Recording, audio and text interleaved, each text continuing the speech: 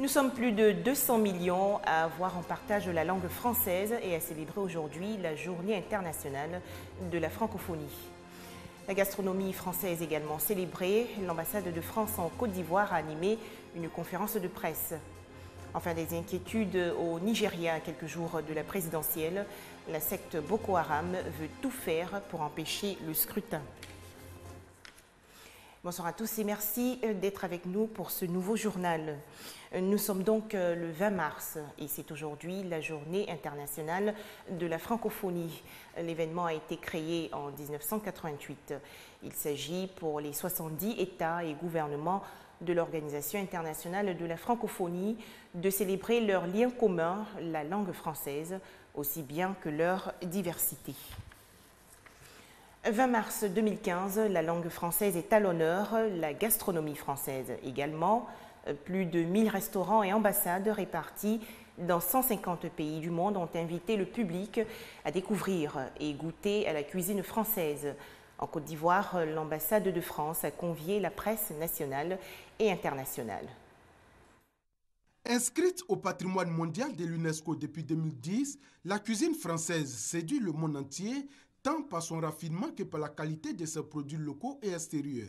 Aujourd'hui, il est de plus en plus question de la promouvoir, d'où l'initiative Goût de France, Good France. L'initiative est née d'un projet commun d'Alain Ducasse, chef 3 étoiles du célèbre guide Michelin, et de Laurent Fabius, ministre des Affaires étrangères et du Développement international de France. C'est aussi vendre une certaine forme d'art de vivre à la française. Les gens aiment beaucoup cela à l'étranger, et donc effectivement économiquement ça permet d'exporter par exemple des meubles français, ça permet d'exporter aussi des savoir-faire français, de la formation française. Donc tout ça, c'est un tout qui est imbriqué pour qu'on connaisse mieux la France, donc ça fait partie de la diplomatie économique au sens large. L'ambassadeur de France en Côte d'Ivoire, lui, réunira ce vendredi 20 mars des personnalités ivoiriennes et françaises à la résidence de France autour d'un dîner gastronomique. Le chocolat sera mis à l'honneur avec la présence à cette table de Patrick Roger, meilleur ouvrier de France chocolatier en 2000. La cuisine, j'en savais rien, mais c'était le terroir et c'était la cuisine de ma mère au départ. Et c'est comme ça que ça va naître. Je vais faire que retranscrire ce qu'on mangeait à la campagne. Et puis après, la chance de grandir un petit peu et d'arriver à Paris, de comprendre certaines choses aussi. Et c'est ça, avec les clients, qui va faire que je vais avoir cette capacité à développer ce qui était mon terroir et d'essayer de le partager avec le plus de gens possible. Outre le dîner qui sera offert par l'ambassadeur Georges Serre, rappelons que 4 restaurants à Abidjan ont participé à l'aventure Goût de France, Good France, qui est à sa première édition. C'était un reportage de Herman Niamia. Francophonie toujours, la Côte d'Ivoire prépare activement les 8e Jeux de la francophonie qui vont se tenir du 21 au 30 juillet 2017. Les autorités ivoiriennes ont ainsi rencontré à Paris le Conseil d'orientation du Comité international de ces Jeux.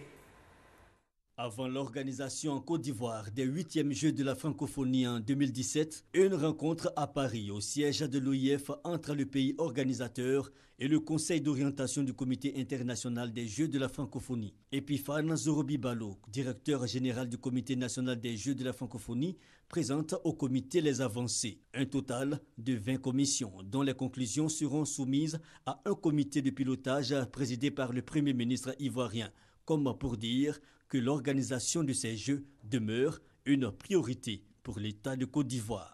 Nous sommes porteurs d'un projet soutenu par les plus hautes autorités du pays et l'ensemble de la communauté francophone des 80 pays membres de la francophonie attendent beaucoup de la Côte d'Ivoire et la Côte d'Ivoire saura donc relever ce défi. Les sites qui sont retenus, nous avons 3 pour les compétitions sportives, à savoir le stade Fourbonnier, le complexe sportif de Trècheville et le stade Robert Champroux à Marcory.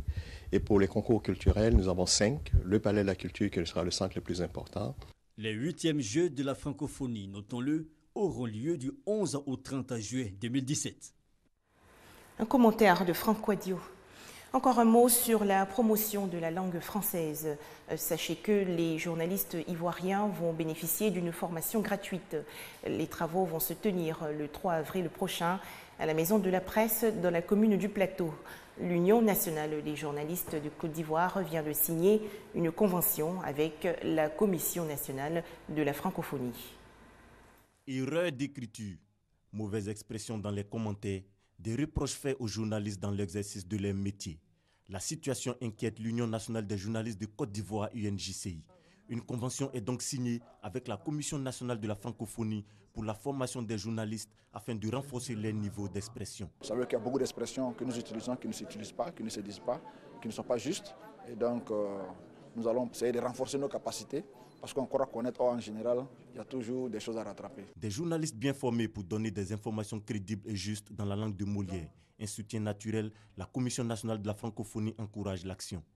Je crois que les journalistes ont tous à cœur de faire un travail meilleur que celui qui se pratique actuellement. Ils sont venus voir la Commission nationale de la francophonie pour proposer un certain nombre d'enseignements. Ils ont des préoccupations que nous avons trouvées légitimes et utiles et nous allons, sur leurs propositions, nous permettre de rechercher des financements pour ces formations et leur en proposer d'autres. Cette formation va démarrer le 3 avril prochain pour une durée de 6 mois. À cette occasion, une conférence a été animée par le secrétaire général de la Commission nationale de la francophonie pour mieux expliquer les enjeux de l'organisation. Des précisions de Moussa Konaté. Fin aujourd'hui de la conférence internationale sur l'émergence de l'Afrique. Les différents travaux ont permis aux pays participants d'avoir une meilleure compréhension et une appropriation partagée des enjeux et conditions de l'émergence. À noter également dans votre agenda que demain, samedi 21 mars, le pont de Jacquesville sera inauguré en présence du chef de l'État Alassane Ouattara. L'ouvrage long de plus de 600 mètres a coûté plus de 20 milliards de francs CFA. Également dans l'actualité, la sauvegarde du patrimoine culturel immatériel ivoirien. Les professionnels de la culture ont planché récemment sur le problème à Dabou, dans la région des Grands Ponts. C'était lors d'un séminaire de renforcement des capacités sur la Convention de 2003. La Côte d'Ivoire va procéder bientôt à l'inventaire général de son patrimoine culturel immatériel, danse, rythme du terroir et œuvres de l'esprit.